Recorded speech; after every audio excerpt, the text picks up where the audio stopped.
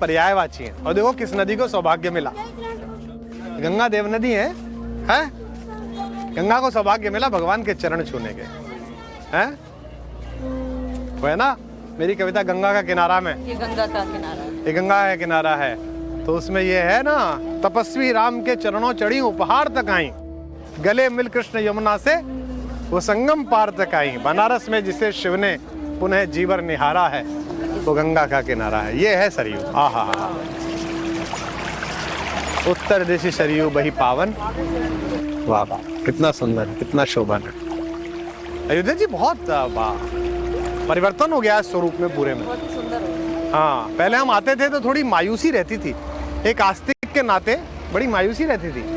अब एक उत्साह है। हाँ, एक मायूसी रहती थी कि हमारे सबसे बड़ा देवता हमारा, जिसकी स्वयं शंकर आराधना करते हैं, ब्रह्मा जी जिसके स्मरण करते रहते हैं, वो सबसे बड़ा देवता, जहाँ जिसने शरीर धारण किया मनुष्य का, जहाँ लीलाएं की, वो थोड़ा सा जैसा होना चाहिए था। जैसे हम रोम गए तो हमने वेटिकन देखा, तो उसकी भव्यता और उन्होंने जिस तरह से उसको तैयार किया है, उसे देख के लगता था। तो अब आके थोड़ा सा अयोध्या आके, हालांकि भी निर्माण कार्य बहुत ज़्यादा चल रहा है, अभी तो कुछ समय चलेगा, लेकिन थोड़ा सा एक संतोष का भाव रहता है कि चलिए कुछ तो हो ही रहा है, तो हो गया, उतना तो हो ही रहा है जितना एक आस्तिक को चाहिए।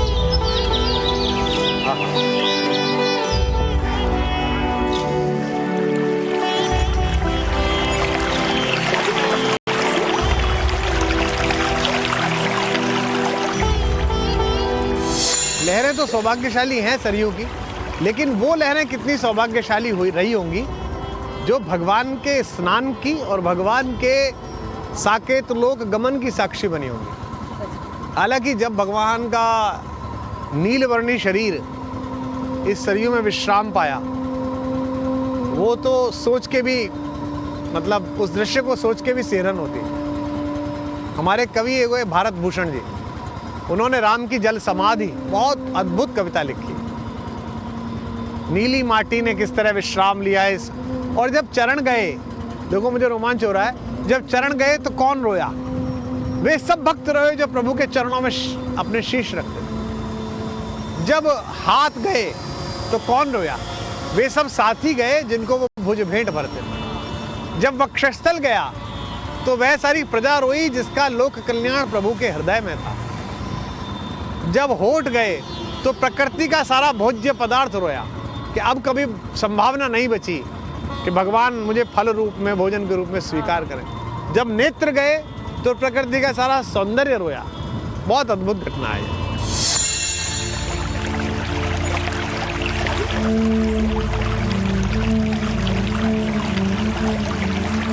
ये सिक्का जो है, ये मुझे जो सुरक्षा में सैनिक है उनमें से एक ने दिया कि आप जा रहे हैं तो इसे डाल देना, तो मैं माता को समर्पित कर देता हूँ। चाचा, नदियां तो हमें देती हैं, हम क्या दे सकते हैं एक सिक्के से? तो ये जो हमारे आस्था में है, धन के प्रति जो लालसा है और धन के प्रति जो संग्रह की नीति है मनुष्य के हृदय में, ये केवल उसका प्रतीक शास्त्र है। तो जो जिस सैनिक ने मुझे सिक्का दिया वहाँ, ये अर्पित कर दीजिए।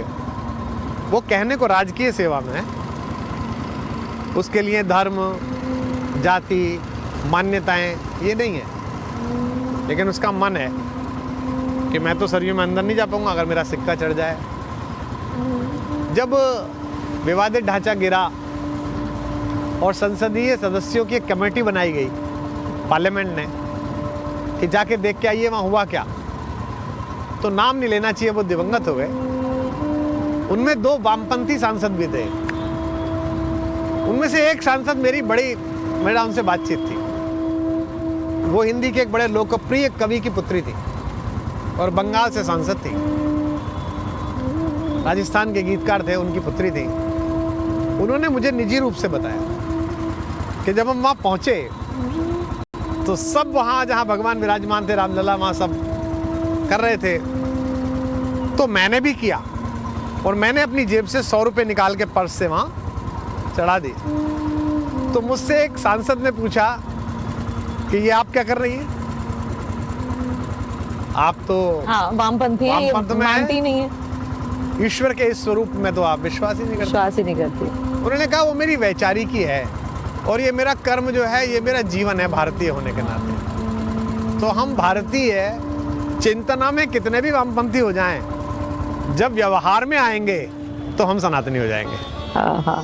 मैं अक्सर मजे में कहता हूँ, इस देश में नया लड़का जो चेतना संपन्न होता है वो शुरुआत में वामपंथी होता है, कम्युनिस्ट होता है। वो पिता के विरुद्ध, सरकार के विरुद्ध, समाज के विरुद्ध, ईश्वर के विरुद्ध, सबके विरुद्ध मोर्चा खोलता है। लेकिन जैसे जैसे जीवन के थपेड़े उसे मांझते हैं, वो धीमे धीमे जान लेता है कि अंतिम सत्य अगर पृथ्वी पर कोई है तो वो प्रभु हैं, वो ईश्वर हैं, वो राम हैं।